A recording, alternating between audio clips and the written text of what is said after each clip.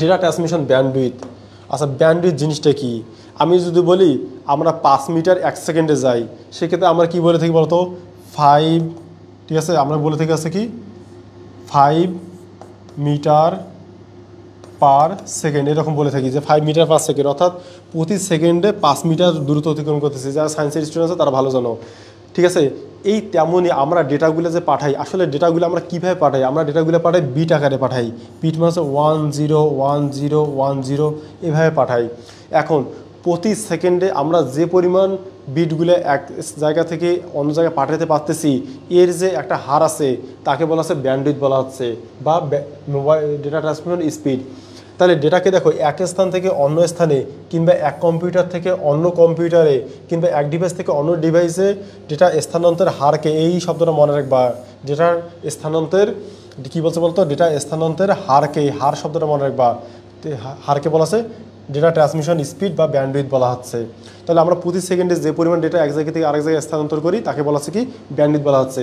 দেখো প্রতি সেকেন্ডে কী পরিমাণ ডেটা এক স্থান থেকে অন্য স্থানে প্রেরণ করব, তার উপর ভিত্তি করে এই ব্যান্ডউইথকে বলা হচ্ছে 3 প্রকার বলা হচ্ছে। এই স্পিডটাকে আমরা 3 ভাগে ভাগ করছি। কী করছি বলতো, আমরা কম পরিমাণ ডেটা পাঠাবো, না এর থেকে একটু বেশি পাঠাবো, না তারও একটু বেশি পাঠাবো, তাকে বলা হচ্ছে এই 3 ভাগে ভাগ করছি। একটা হচ্ছে narrow band, voice band, broadband. কী কী বলছি বলতো, narrow band, voice band, broadband, ঠিক আছে।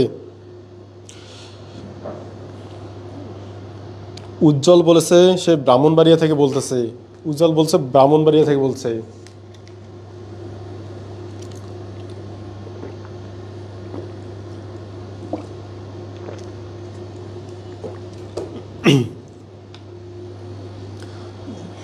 তাহলে আমরা এবার দেখি এই ব্যান্ডউইথগুলোকে আমরা কয় ভাগ করেছি, ন্যারো ব্যান্ড, ভয়েস ব্যান্ড।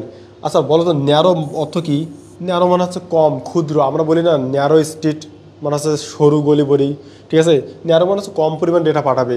এই কম পরিমাণ ডেটা কি, এর ব্যান্ডউইথটা মূলত হচ্ছে 45 থেকে 300 বিপিএস, বিট পার সেকেন্ড। আর ব্যান্ডউইথের একক হচ্ছে BPS, bit per second.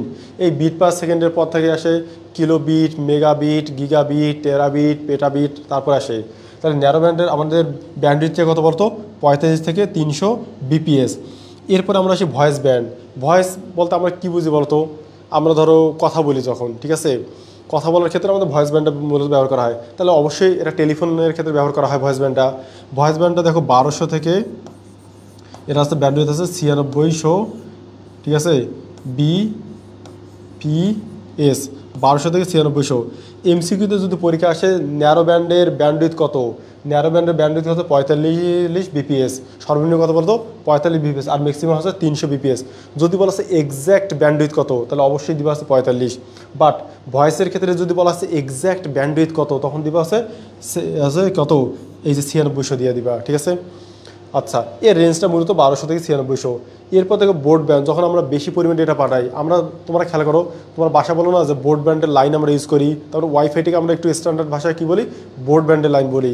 Board ব্যান্ডের ডেটার কমিউনিকেশন আছে 1 MBPS থেকে শুরু করি, দেখো 1 MBPS থেকে শুরু করি, ঠিক আছে, 2 GBPS পর্যন্ত। তার মানে অনেক বেশি পরিমাণ ডেটা, এর থেকে আরও বেশি হইতে পারে, ঠিক আছে, 5 GB বা 10 GB হইতে পারে। অর্থাৎ এই ন্যারো ব্যান্ড এবং ভয়েস ব্যান্ড ছাড়া বাকিগুলো উপরে যতগুলো আছে সবাইকেই আছে বোর্ড ব্যান্ড আছে, ঠিক আছে। এই ছিল আমাদের ন্যারো ব্যান্ড এবং ভয়েস ব্যান্ড, বোর্ড ব্যান্ড।